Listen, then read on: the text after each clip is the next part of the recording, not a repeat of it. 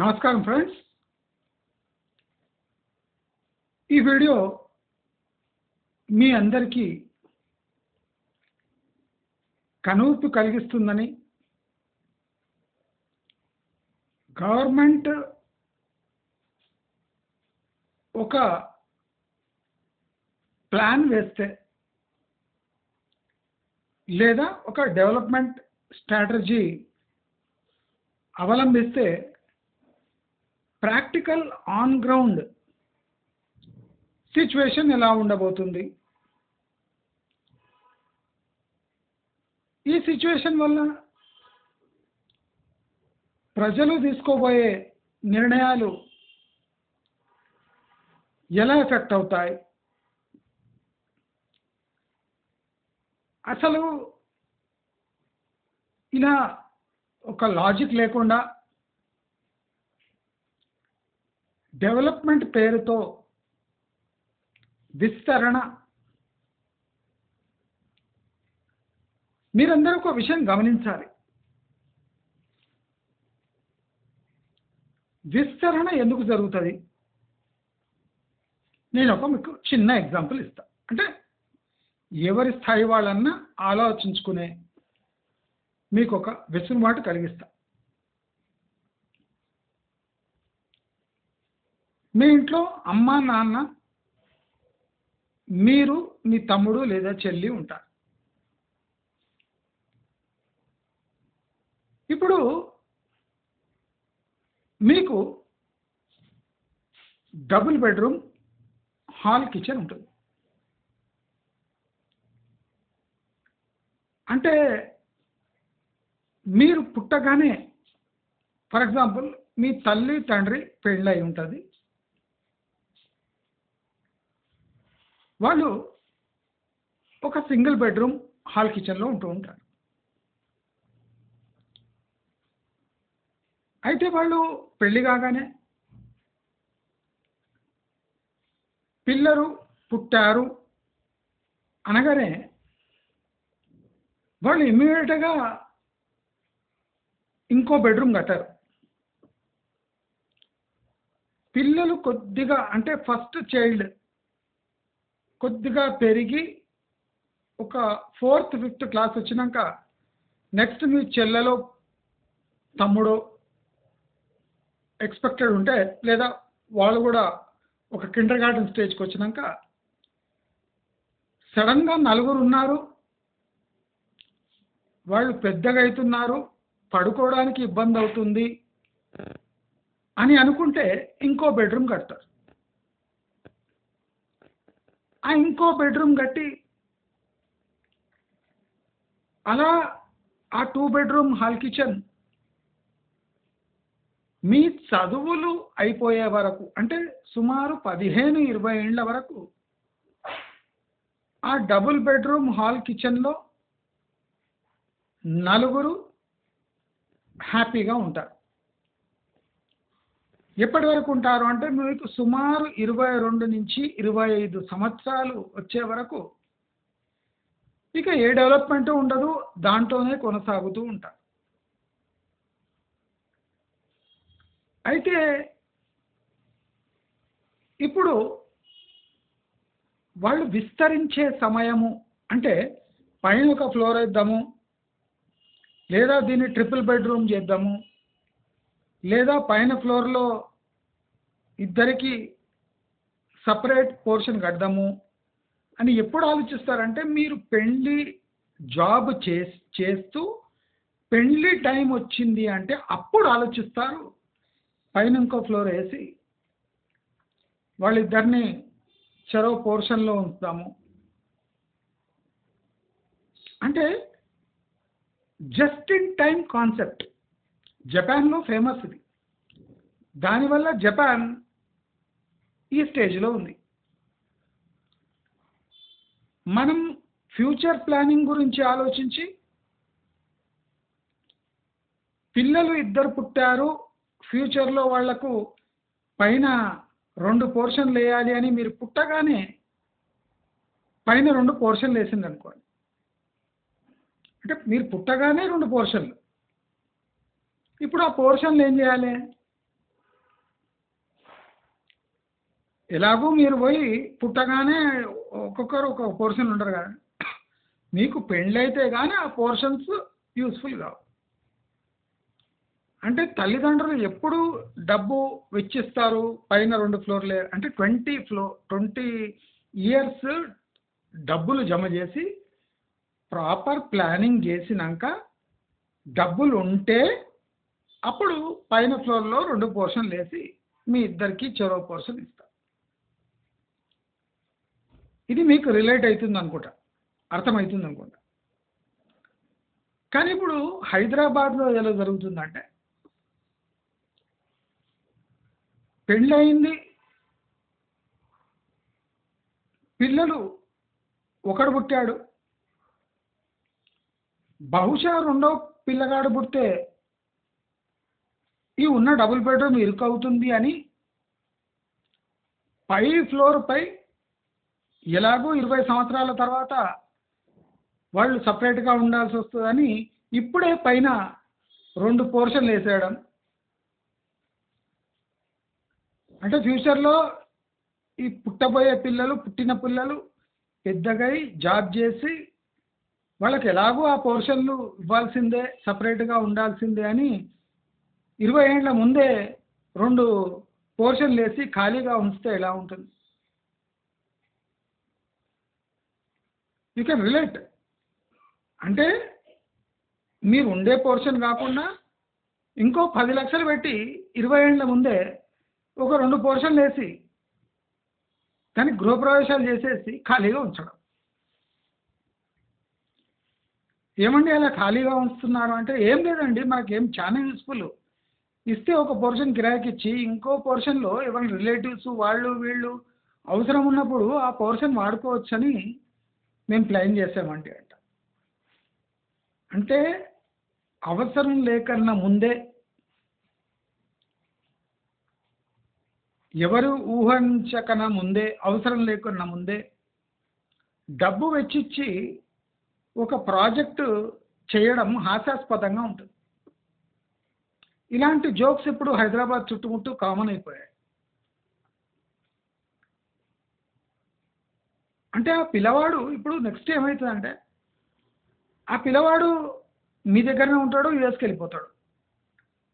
ఇద్దరు పిల్లలు పెళ్ళి అక్కడిక్కడ వెళ్ళిపోతే అసలు ఇక్కడ ఉన్న కింద ఉన్న డబుల్ బెడ్రూమ్ పోర్షనే మీకు చాలా ఎక్కువైపోతాయి, మీరే తిరగలేకపోతారు.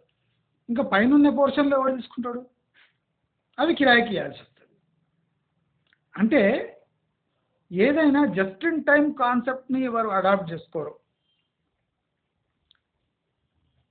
ఫ్యూచర్ ఎస్టిమేషన్స్ ఓవర్గా వేస్తారు. ఇంప్రాక్టికల్ సొల్యూషన్స్ కోసం పాకులాడుతుంటారు. వాళ్ళ గతి హైదరాబాద్ గతి పడ్డట్టే పడుతుంది. చాలామంది ఈ RRR వరకు HMDA విస్తరణ అంటే చాలా పెద్ద గ్రేట్ మొమెంటం వస్తుంది హైదరాబాద్ రియల్ ఎస్టేట్లో. అసలు ధరలు చుక్కలకు అంటుతాయి. అసలు ఇంకా HMDA మాస్టర్ ప్లానే లేదు, అప్పుడే చుక్కల వరకు వెళ్ళిపోతున్నాం. పైనుంచి పడితే బొక్కలు కూడా మిగిలవు. చుక్కల గురించి మాట్లాడితే అంత పైన పోతే బొక్కలు కూడా మిగిలవు. అలాంటి పరిస్థితులు ఆల్రెడీ ఉన్నాయి. నేను చాలా క్లియర్గా చెప్తున్నా, ఓఆర్ఆర్ సాచ్యురేషన్ కాకుండా ఆర్ఆర్ఆర్ విస్తరించటం, అసలు ఆర్ఆర్ఆర్ రోడ్ కట్టడమే తప్పు. సరే ఆర్ఆర్ఆర్ కట్టారు, నేను పాత వీడియోలో చెప్పినట్టు అక్కడ వరకు సరే ఉంది, లారీలు వస్తాయి, బస్సులు వస్తాయి, ప్రైవేట్ వెహికల్స్ తిరుగుతాయి. హైదరాబాద్ పై ఒత్తిడి తగ్గించాలి అని ఒక 20 ఏళ్ల ముందే ఆర్ఆర్ఆర్ కట్టడము పక్కా మూర్ఖత్వం. కానీ సరే ఈ మూర్ఖత్వాన్ని కూడా అంగీకరిద్దామంటే దాన్ని HMDA పరిధి ఆర్ఆర్ఆర్ వరకు పెంచడం. హైదరాబాదు నడ్డి విరిచే ఏకైక ఫార్ములా ఇది. ప్రభుత్వం ఏమనుకుంటుందంటే HMDA పరిధి పెరిగితే అక్కడ ట్యాక్సబుల్ ఇన్కమ్ ఎక్కువ అవుతుంది, we can push lot of thousands of acres into HMDA limits and impose taxes అనుకుంటుంది. ఇప్పుడు ఈ హెచ్ఎండిఏ విస్తరణ అనగానే చాలా మంది చప్పట్లు కొడుతున్నారు సన్నాసులు. అసలు ఇక్కడ ఏ కుదుపులు జస్ట్ ఇమాజిన్ చేసుకోండి. నేను మీకు శాంపుల్ చెప్తా, నేను ఇంకా ఫుల్ క్లారిటీ నేను ఇవ్వదలుచుకోలేదు మీకు. స్లోగా అది ఎట్లా చేంజ్ అవుతుంటే అప్పుడు మీకు నేను వీడియోస్ చేసి చూపిస్తాను. ఈ వీడియో ట్యాగ్ చేసి పెట్టుకోండి, నేను ఎట్లా చెప్తా అట్లా అవుతుంది. నేను గత వీడియోలో చెప్తున్నా ఓఆర్ఆర్ సాచ్యురేషన్ లేకుండా don't go for RRR. ORR saturation లేకుండా అంటే ఫుల్ ఫ్లెజ్డ్ అక్కడ పాపులేషన్ సెటిల్ కాకుండా ఆర్ఆర్ఆర్కి పోతే చూడండి, ఆర్ఆర్ఆర్ విస్తరణ అని చెప్పి సేమ్ ఆర్ఆర్ఆర్ ఇప్పుడు ఓఆర్ఆర్ పాలసీ ఓఆర్ఆర్ విస్తరణ అనగానే సేమ్ ఆర్ఆర్ఆర్ లాగానే చేసింది. ఇక్కడ సడన్గా భూమి ధరలు పెంచేసిండ్రు, ఓఆర్ఆర్ పై విపరీతమైన డెవలప్మెంట్ అని చెప్పిండ్రు. ఇప్పుడు మీరు చూస్తే 80% ఓఆర్ఆర్ ఖాళీగా ఉంది. రోడ్ అటు ఇటు 80% ఓఆర్ఆర్ ఖాళీగా ఉంది. ఇప్పుడు ఆ ఓఆర్ఆర్లో వెంచర్స్ ప్రాక్టికలీ ప్రైస్ డిస్కవరీ అవుతూ ఉన్న సమయంలో, అంటే ఇప్పుడు ఓఆర్ఆర్ దగ్గర కొద్దిగా కాలనీస్ కానివ్వండి, ఇండస్ట్రీస్ కానివ్వండి, రవాణా సౌకర్యం కానివ్వండి, ఇప్పుడు మహేశ్వరం లాంటి ఏరియాస్, తుక్కుగూడ ఏరియాస్ డెవలప్ అవుతున్నాయి అనే క్రమంలో ఆర్ఆర్ఆర్ అనౌన్స్మెంట్ వచ్చింది.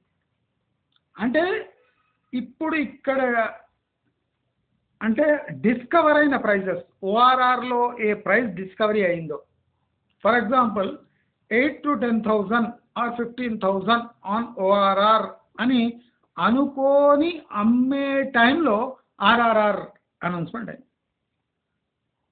ఇప్పుడు ఆర్ఆర్ఆర్ తాను పెరగదు, ఓఆర్ఆర్ని పెరగనియదు. ఇప్పుడు నేను ఎగ్జాంపుల్ చెప్తా. ఓఆర్ఆర్ మీరు ఎగ్జిట్లు ఇచ్చిపెట్టండి. Exit is very small thing. చాలా మంది ఎగ్జిట్ల దగ్గర కొనండి, ఎగ్జిట్ల దగ్గర కొనండి అని ఆ ఎగ్జిట్ల దగ్గర విపరీతమైన ప్రైస్ పెట్టారు. అంటే సెంట్రల్ హైదరాబాద్లో ఏం ప్రైస్ ఉంటాయి, ఓఆర్ఆర్ ఎగ్జిట్ దగ్గర అదే ప్రైస్ ఉంది. మీరు ఓఆర్ఆర్ ఎగ్జిట్లను పూర్తి పక్కకు పెట్టండి. ORR exits are only 2 to 3% of total ORR plan.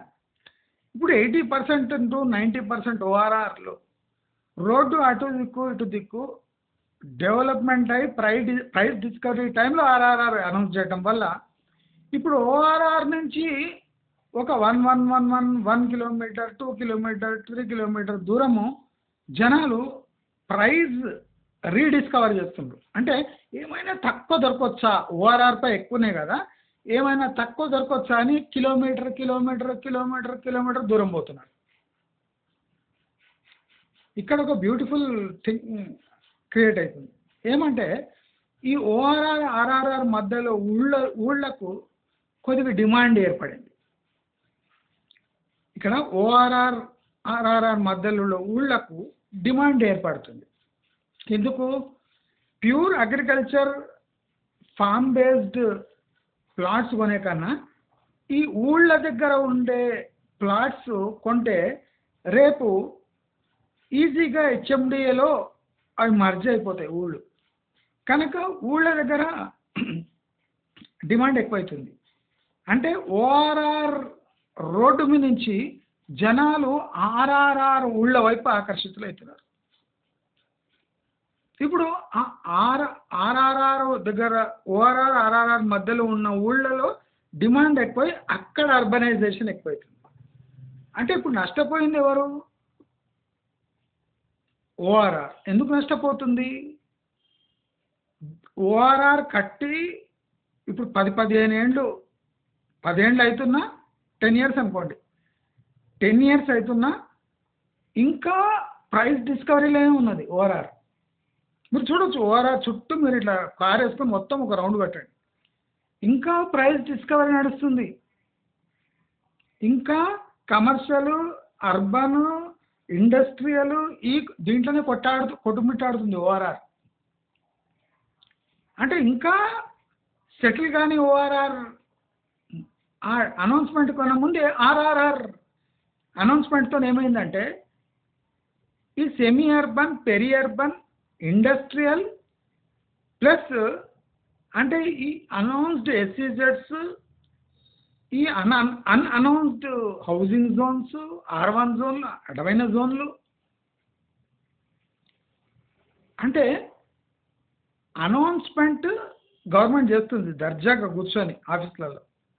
On ground అసలు అక్కడ land owners, venture owners, agriculture bit owners, buyers అసలు ఇక్కడ ఏం జరుగుతుంది, ఇక్కడి నుంచి కిలోమీటర్ దాటితే తక్కువలో దొరకొచ్చా లేదా ఇక్కడే తీసుకొని వెయిట్ చేయాలనా, ఇది ప్రాబ్లము. ఇంకోటి ఈ హెచ్ఎండిఏ ఆర్ఆర్ఆర్ వరకు అనగానే ఇప్పుడు అగ్రికల్చర్ ల్యాండ్ ఓనర్స్ హెచ్ఎండిఏ పరిధి అనగా హెచ్ఎండిఏ లెక్కలు వేసుకుంటారు, హెచ్ఎండిఏ వెంచర్ లెక్కలు వేసుకుంటారు. అంటే 2600, 2800 ఒక ఎకరాకి 2800 యార్డ్స్ మాత్రమే పనికొస్తుంది, దాంట్లో ఇన్ని ప్లాట్లు అవుతాయి, దాని రేట్ ఇంత అని ఆ లెక్కకి వెళ్ళిపోయారు. ఇంకా పొలాలు బీడులో ఉన్నాయి, వాళ్ళకి ఇంకా రైతు బంధు వస్తుంది. అంటే రైతు బంధు అందుకుంటున్న రైతు కూడా తన ల్యాండ్కు హెచ్ఎండిఏ వెంచర్ కలలు కంటున్నాడు. ఇంకా దీనికన్నా దౌర్భాగ్యమైన స్థితి ఇంకా ఒక సిటీకి గ్రోత్ కాదు అని చెప్పడానికి ఇంకో ఎగ్జాంపుల్ లేనే లేదు. ఇప్పుడు RRR ఆనుకొని ఉన్న అంటే 60, 70, 30, 40 కిలోమీటర్ల దూరం ఆర్ఆర్ఆర్ పోతుంటే దానికి ఆనుకొని 1 కిలోమీటర్ అక్కడిక్కడ ఉన్న భూముల ఓనర్స్ ఇప్పుడు హెచ్ఎండిఏ వెంచర్ వేసినంత సంతోషంగా ఉన్నారు. ఆ సంతోషము నెక్స్ట్ 5 years వరకు కొనసాగుతుంది, 5-10 years వరకు. అంటే ఇంకా ఆర్ఆర్ఆర్ రోడ్ పడకముందే ఆ ఆర్ఆర్ఆర్ దీంట్లో అలైన్మెంట్లు చుట్టుముట్టున్న రైతులు హెచ్ఎండిఏ వెంచర్ ఓనర్స్ అయిపోయారు. అంటే కలల ఆన్ గ్రౌండ్ ఆర్ఆర్ఆర్ పడలేదు, ఇంకా సౌత్ ఆర్ఆర్ఆర్ అయితే ఇక ఎప్పుడైతే తెలియదు. నార్త్ ఆర్ఆర్ఆర్ అయినా అక్కడ భూముల ధరలు చూసి ఆ డెవలప్మెంట్ వెస్ట్ హైదరాబాద్ని దెబ్బకొడుతుంది ఫస్ట్. ఇఫ్ నార్త్ హైదరాబాద్ లేదా వెస్ట్ హైదరాబాద్ డెవలప్ అవుతుంది అంటే అది గ్యారంటీగా మియాపూర్ నుంచి సంగారెడ్డి వరకు రియల్ ఎస్టేట్ని మొత్తం కుదిపి పారేస్తుంది. ఇది 100% రాసి పెట్టుకోండి, ఈ వీడియో ట్యాగ్ చేసుకోండి. నేను మళ్ళీ నేను చెప్పలే అనొద్దు, ట్యాగ్ చేసుకోండి. ఇప్పుడు అనుకోని అద్భుతమైన సిచ్యువేషన్స్ ఇప్పుడు నెలకొంటున్నాయి.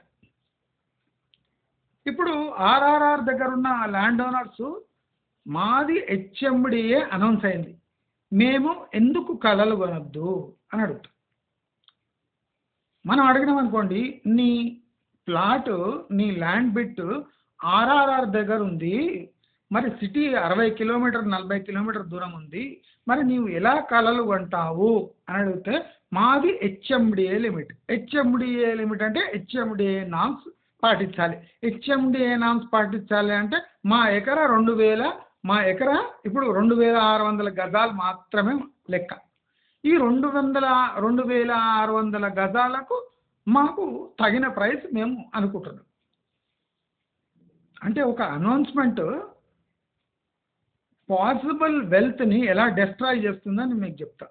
ఇప్పుడు ప్రతి ఒక్క 5 ఎకరాలు ఉన్న ఆసాం ఏం చేస్తాడు, నాకు హెచ్ఎండిఏ నామ్స్ వర్తిస్తాయి కనుక నేను హెచ్ఎండిఏ రేట్ల ప్రకారమే నడుస్తా. మరి డెవలప్మెంట్ అంటే ఫ్యూచర్ తరాల కోసం కొనండి అని మళ్ళీ అదే పాత భజన. ఇప్పుడు హెచ్ఎండిఏ కలలు కన్నాం, హెచ్ఎండిఏ రేట్లు పెట్టినాం, కానీ హెచ్ఎండిఏ డెవలప్మెంట్ లేదు. ఏం చేయాలి అంటే మళ్ళీ ముని మనవరాలకు ప్లాట్లు కొనండి, సేమ్ డ్రామా. వీళ్ళకి వేరేది ఏం రాదు. ఇప్పుడు డిటీసీపీ కలలు కూడా కనరు వీళ్ళు, డైరెక్ట్ హెచ్ఎండిఏనే. ఎందుకు అంటే రేవంత్ రెడ్డి చెప్పిండు హెచ్ఎండిఏ అయిపోయిందట. హెచ్ఎండిఏ అంటే మున్సిపాలిటీలు కన్వర్ట్ కావడానికి అర్హులైన భూములు. ఇప్పుడు ఈ సన్నాసులకు ఒక మ్యాజిక్ తెలియదు. ఇప్పుడు చాలా మంది అగ్రికల్చర్ ప్రాపర్టీస్గా ఉండిపోతాయి. ఆశ్చర్యపోకండి.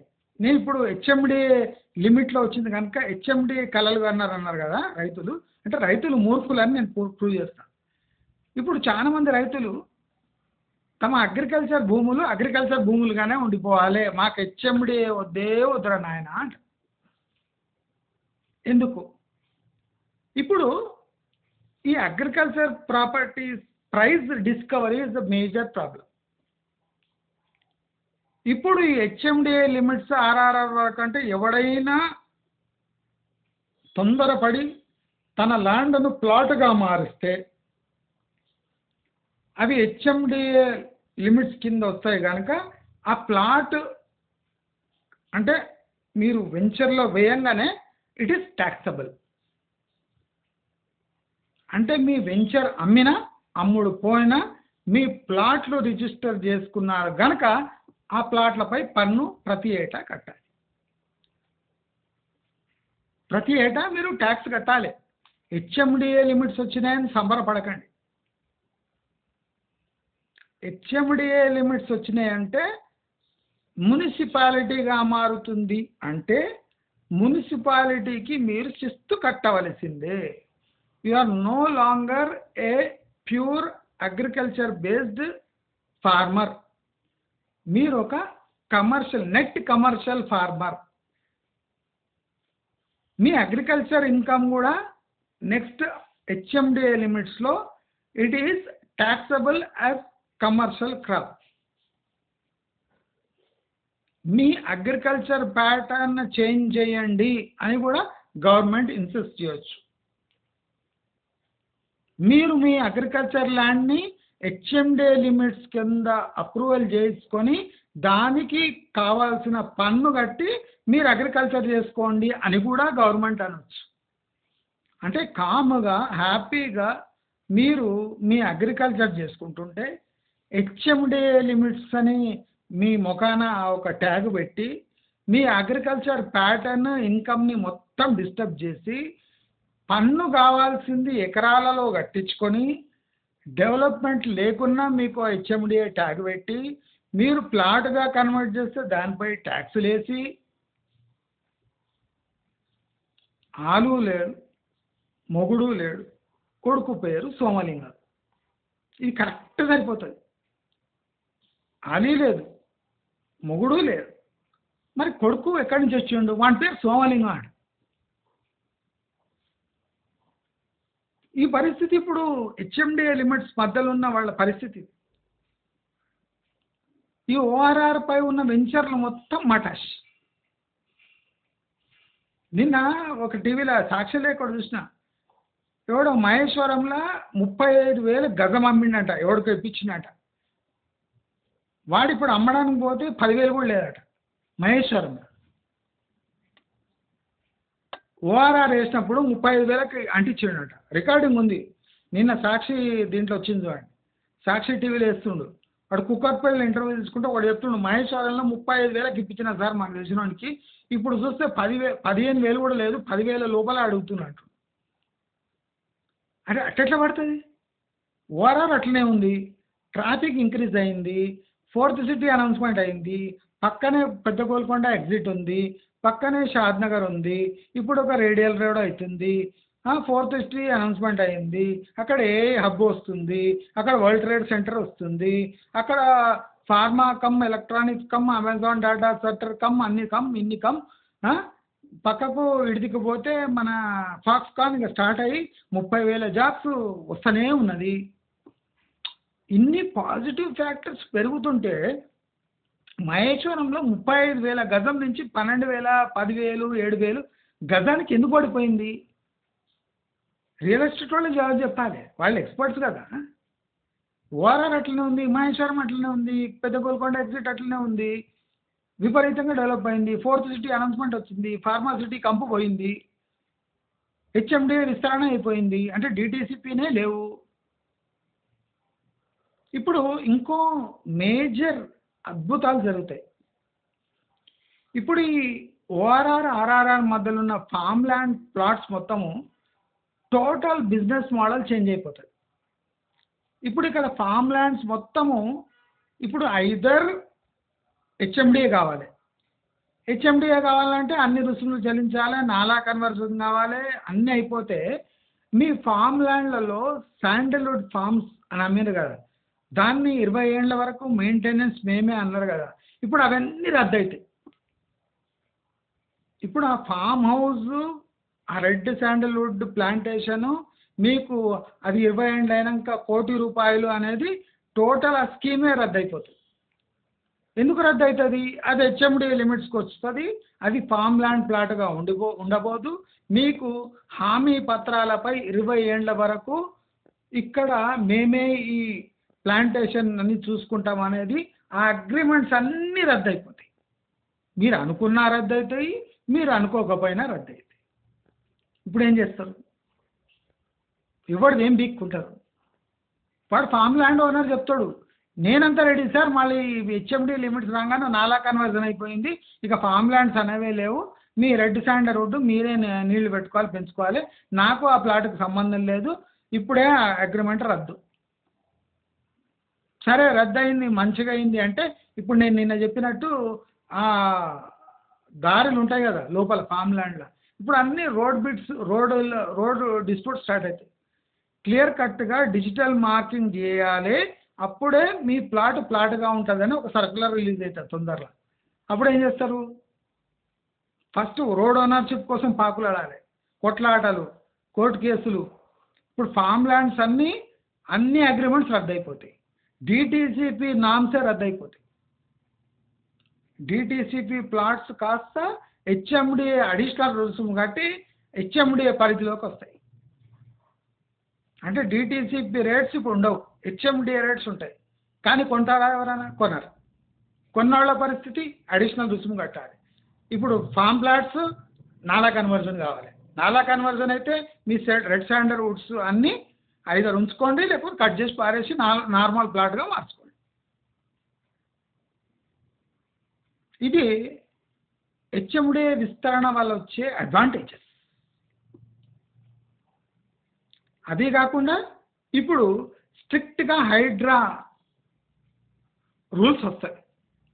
మీరు ఆషామాషిగా ఫామ్ ల్యాండ్స్ కట్టుకొని ఆషామాషిగా పోడు వ్యవసాయంలాగా చెరువు పక్కకు భూముల్లో నేను జొన్నలు కంకులు వేసుకుంటానంటే కుదరదు. హెచ్ఎండిఏ లిమిట్స్ వచ్చింది కనుక హైడ్రా లిమిట్స్ వచ్చినట్టే. హైడ్రా నిబంధనలు ఏముంటాయి? అవి స్ట్రిక్ట్గా పాటించాలి. చెరువును క్లియర్గా మార్కింగ్ చేయాలి. చెరువులో పోడు వ్యవసాయం చేయరాదు, అది ప్రభుత్వ పరము భూములు. అంటే ఇప్పుడు మీరు చూడండి, ఈ కమర్షియల్ వాల్యూ రాగానే ఈ చెరువు కబ్జాలు స్టార్ట్ అవుతాయి. అంటే ఇప్పుడు హైదరాబాద్లో ఎట్లయినాయి, ఇప్పుడు ఓఆర్ఆర్ మధ్యలో ఈ కబ్జాలు స్టార్ట్ అవుతాయి. ఎందుకంటే చెరువు ప్రాపర్టీస్ కూడా కమర్షియల్ రేట్స్ వస్తాయి కనుక అప్పుడు మళ్ళీ కబ్జాలు, డెమోలిషన్స్లు, కోర్టు కేసులు, ఈ చెరువులో ఉన్న భూమి మాదే,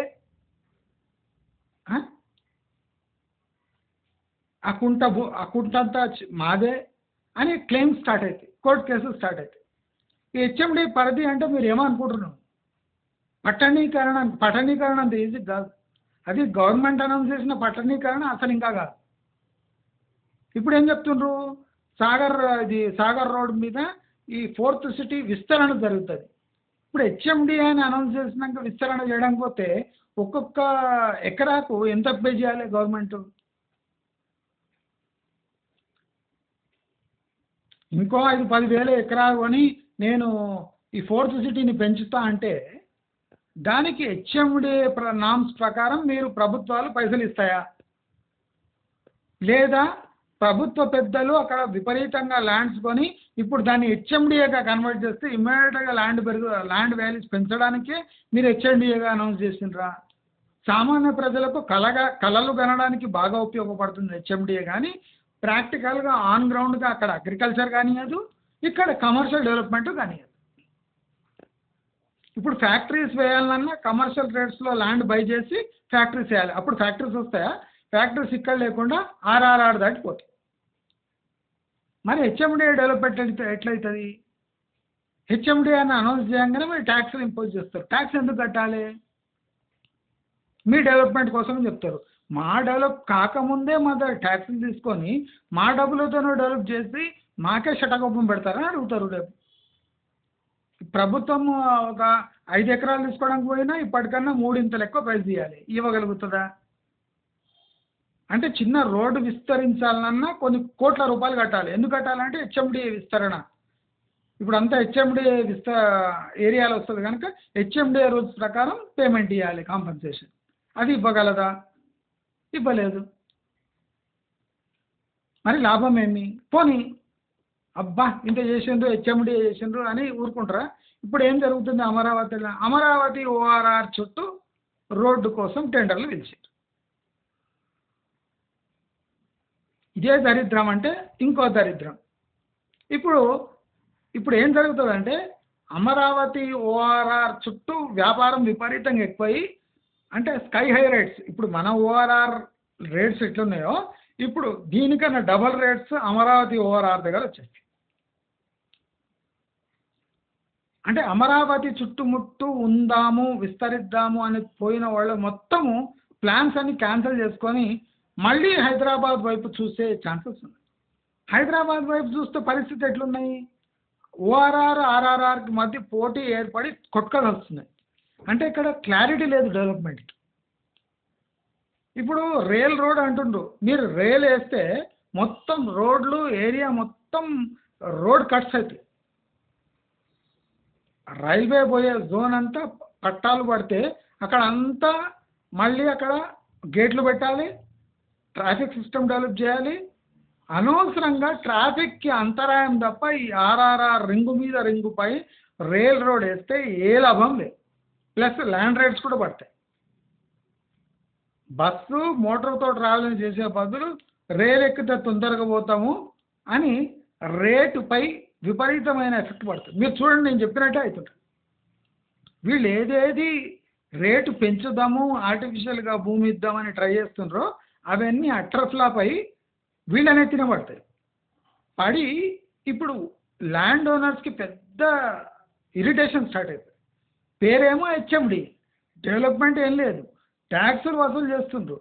ప్లాట్ చేద్దామంటే ట్యాక్స్, అగ్రికల్చర్ చేద్దామంటే అక్కడ అగ్రికల్చర్ ప్రాపర్టీలు మొత్తం కమర్షియల్గా చేసేసి రేపు రైతు బంధు కూడా రానియరు.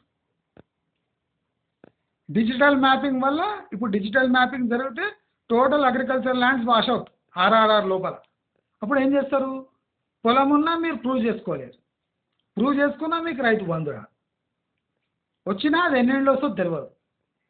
ప్లస్ ఈ మీ జోన్ మొత్తము అర్బన్ జోన్ కింద ఎక్కేస్తారు కనుక మొత్తం అర్బన్ ప్రాపర్టీస్ వస్తాయి. అంటే అగ్రికల్చర్ చేసుకోవడం ఒక హాస్యాస్పదమైన విషయంగా మారిపోతుంది. ఇప్పుడు అగ్రికల్చర్ మొత్తం ఆర్ఆర్ఆర్ బయట తరలిపోతుంది. మళ్ళీ ఇక్కడ భూములు అనేవి అంటే బంజర్ భూములు, ప్లాట్స్ ఇన్ వెయిటింగ్. డిటిసిపి మొత్తం దాని వాల్యూ పోతుంది. డిటిసిపి అనేది లేదు ఇప్పుడు. డిటిసిపి ప్లాట్స్ ఉంటాయి, లేఅవుట్స్ ఉంటాయి, కానీ అవన్నీ హెచ్ఎండిఏ నామ్స్ ప్రకారం దాని రుసుము లేదా ట్యాక్సబుల్ ట్యాక్స్ సిస్టమ్ మొత్తం హెచ్ఎండిఏ ప్రకారం ఉంటుంది.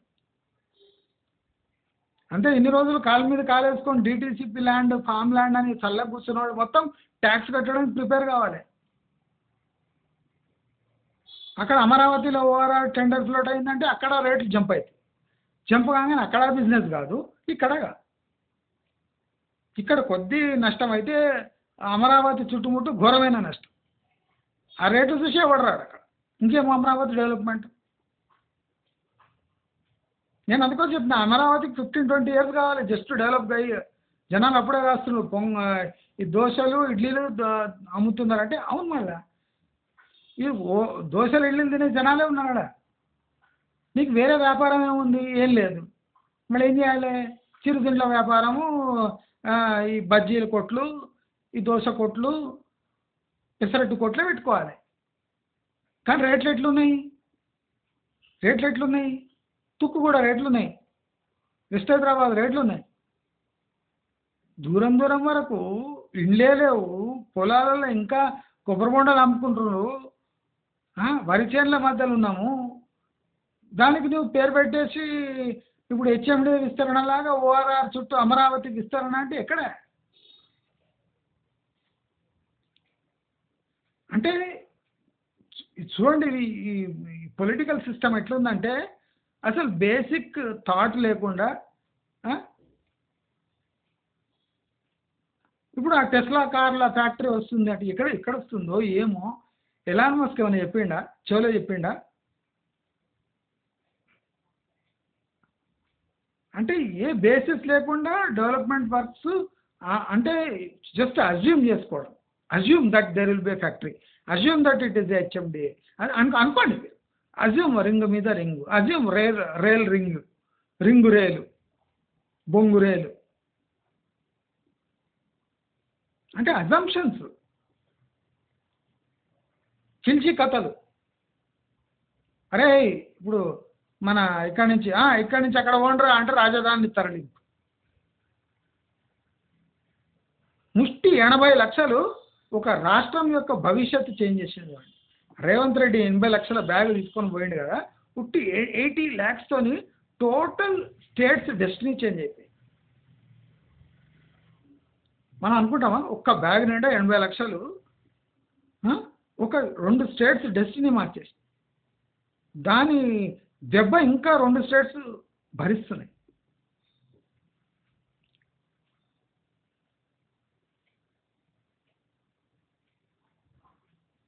మీరు అర్థం చేసుకోవాలి, ప్రతి ఒక్క అనౌన్స్మెంట్ రియల్ ఎస్టేట్ బూస్ట్ అని కూడా చాలా తక్కువ. ఇప్పుడు చూడండి, అందరు భూములు ఉన్న వాళ్ళు లక్షల ఎకరాలు అందరు పన్నులు కట్టాలి మున్సిపాలిటీలో.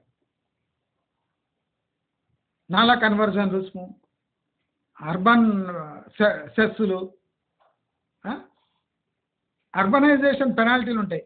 అంటే అనవసరంగా రేటు పెంపు, షాపు రేటు పెంపు, కమర్షియల్ రేట్స్ పెంపు, రోడ్డు పక్కనున్న సైట్ల రేట్లు పెంపు. పోవు ఇంకా 15-20 ఇయర్స్ వరకు వాడు తీసుకోడు, కానీ ఒక జెండా బాతి కూర్చుంటుంది. అనవసరంగా ఇన్ఫ్లేషన్ ఎక్కువ, అర్బనైజేషన్ అనగానే అన్ని రేట్లు ఎక్కువ. అటు అగ్రికల్చర్ కానియాడు, ఇక్కడ ప్లాట్లు అమ్మనియాడు, పేరేమో హెచ్ఎండి. ఇలా అవుతుందా లేదా నేను చూడండి. అమరావతి కూడా ఘోరం. ఇప్పుడు ఓఆర్ఆర్ పై ప్రభుత్వ నియంత్రణ లేకపోతే, నేను చెప్పినా కదా, ప్రభుత్వము రిజిస్టర్ రేట్లు కమర్షియల్ రేట్లు కింద అనౌన్స్ చేయకపోతే అమరావతికి 20 ఏళ్ల వరకు ఏ డెవలప్మెంట్ ఉండదు. నేను అమరావతి చుట్టుముట్టున్న వాళ్ళకి చెప్పేస్తున్నాను, మీరు చెప్పినట్టు పొంగనాలు ఇవి దోశలు వేసుకొని బిజినెస్ చేయాలి తప్ప commercial development multi cultural approach లేకపోతే, మల్టీ ఎథనిక్ వాళ్ళు వచ్చి అక్కడ ఉండకపోతే మీది కాస్మోపాలిటన్ నగరం కావడానికి ఇంకో 30 ఏళ్ళు పడుతుంది. అంటే ఒక 3-4 గవర్నమెంట్లు చేంజ్ అయిపోతాయి. అయినా ఆంధ్రప్రదేశ్ అట్లే కొట్టుముట్టాడుతుంది. దయచేసి అందరు కొద్దిగా ప్రాక్టికల్ అయిపోవాలి. ఇప్పుడు ఇవ్వండి తొక్కల ఇవన్నీ వస్తూనే ఉంటాయి. ఇప్పుడు ఇది కాకుండా డిస్ట్రిక్ట్ డెవలప్మెంట్ అథారిటీలని మళ్ళీ హెచ్ఎండిఏ పరిధి లాగానే అక్కడ పరిధిలు పెంచుతారు. సర్వనాశనం అయిపోతుంది రియల్ ఎస్టేట్, సర్వనాశనం గ్యారంటీ.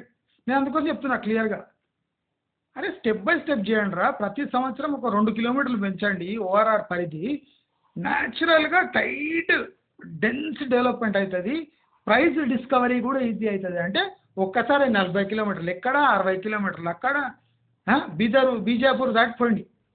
ఒకడేమో శ్రీశైలం దాటిపోతుండు, ఇంకోడేమో బీజాపూర్ దాటిపోతుండు, ఇంకోడేమో ముంబై దగ్గర వెళ్ళిపోతుండు, పూనా ముంబై వెళ్ళిపోతుండు, నాగ్పూర్ వెళ్ళిపోతుండు, ఇంకోటి అమరావతికి చేరిపోయిండు ఆల్రెడీ, ఖమ్మం దాటి వెళ్ళిపోతుండు. ఏంద్రా ఇది?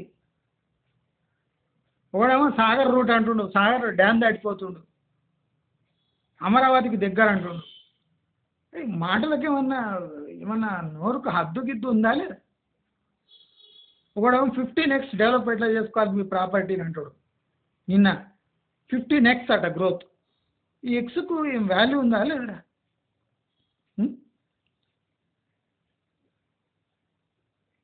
ఇప్పుడు నేను 2 ఏళ్ల క్రితం మోతుకున్నది ఇప్పుడు వచ్చి యూట్యూబ్లో ఇక్కడ మోతుకుంటున్నారు. ఏం లాభం ఇప్పుడు మోతుకొని? ఇప్పుడైనా మేల్కోవాలనా? వాడు మై హోమ్ గ్రూప్ వాడు డమ్మీ ఐడీలు పెట్టించి మై హోమ్లో ఫస్ట్ డేనే 1000 ఫ్లాట్లు బుక్ అయినాయట. మొత్తం వెంచరే బుక్ అయిపోయిందంట. మై హోమ్ ఆ డైరెక్టర్ ముఖం చూడండి, పైకానా కూడా రాదు, అట్లా అయిపోయింది మన ముఖం. మంచిగా హెల్తీ ఉండేవాడు మై హోమ్ రామేశ్వరరావు కొడుకు. ఇప్పుడు ఆ మై హోమ్ రామేశ్వరరావు కొడుకు ముఖం చూస్తే పైకానా రాదు, అట్లా అయిపోయింది ముఖం. మొత్తం కళ దిగిపోయింది. రోజు ఇది ఫేర్ అండ్ లవ్లీ పెట్టుకున్న ఆ ముఖం అట్లాగే ఏడ్చి. మీరు మై హోమ్ గ్రూప్ ఇప్పుడు ఆయన ప్రెసిడెంట్ చైర్మన్ ఆట క్రెడైకి, ఆయన ముఖం చూడండి, పైకన్నా కూడా అట్లా పెట్టుకుంటాడు. ఏం లాభం? వాడి ముఖం చూసినా గుర్తుపట్టాలి. రియల్ ఎస్టేట్ డెవలప్మెంట్లో ఉందా మీ venture my home group property ఇట్లా ఫస్ట్ డే పెట్టంగానే 1000 ఫ్లాట్లు 2000 ఫ్లాట్లు బుక్ అయిపోతున్నాయట. అంటే నా లెక్క ప్రకారం మై హోమ్ గ్రూప్లో ఒక్క ఫ్లాట్ కూడా ఖాళీ లేదు, మొత్తం అమ్ముడుపోయినాయి. మై హోమ్ అక్రిద చూసినాం కదా, అక్రిదానా గ్రావానా మొత్తం మంటలు అంటుకొని బగ్గుమంటది.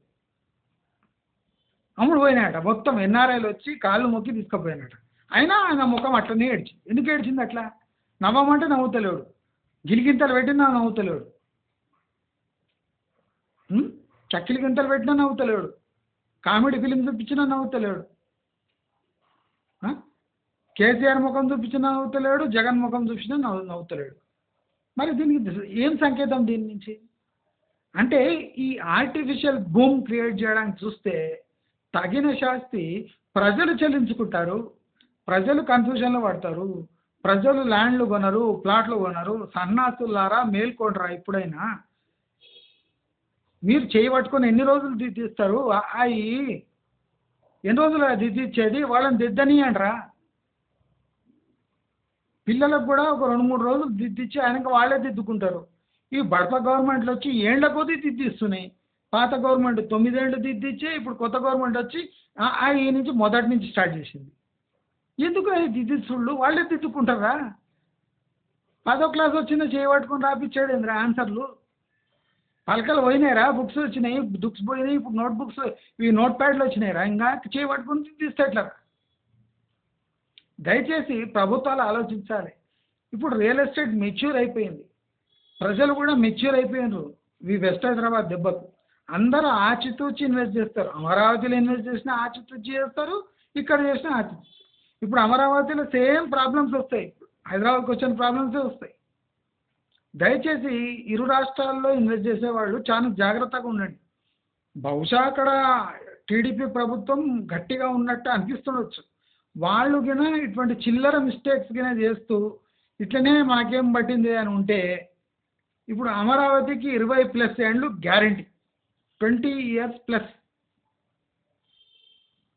మీ భూమి ధరలు ఇట్లా పెరుగుతుంటే కుక్కలు కూడా మూత్రం పోయావు అమరావతిలో. ఇది కూడా నేను క్లియర్గా చెప్తున్నా, కుక్కలు కూడా మూత్రం పోయావు. ఓఆర్ఆర్ కన్నా ఎక్కువ రేట్లు ఉంటాయి ఇప్పుడు మీ ఓఆర్ఆర్లో చూడండి. ఇప్పుడు దయచేసి ఇరు రాష్ట్రాల ఇన్వెస్టర్స్ జాగ్రత్తగా ఉండండి. ఇప్పుడు మనం క్రిటికల్ ఫేజ్లో పోతున్నాం.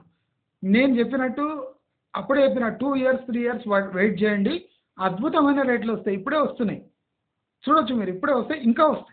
హెచ్ఎండిఏ పరిధి విస్తరించినాక చాలా మందికి ప్లాట్ చీప్ రేట్లకు వస్తాయి, అప్పుడు తీసుకోండి. ఆ క్రైసిస్ స్టార్ట్ అయింది, ఇప్పుడు ఆ పీక్ పోవాలంటే 1-2 yearsలో ఆ క్రైసిస్ పీక్కి వెళ్ళిపోతుంది. అప్పుడు బ్రహ్మాండమైన రేట్లు వస్తాయి, ఈజీగా కొనొచ్చు అని తెలియజేస్తూ, మీకు ఈ వీడియో నచ్చినట్టయితే లైక్, షేర్, సబ్స్క్రైబ్ చేసుకోండి. నమస్కారం.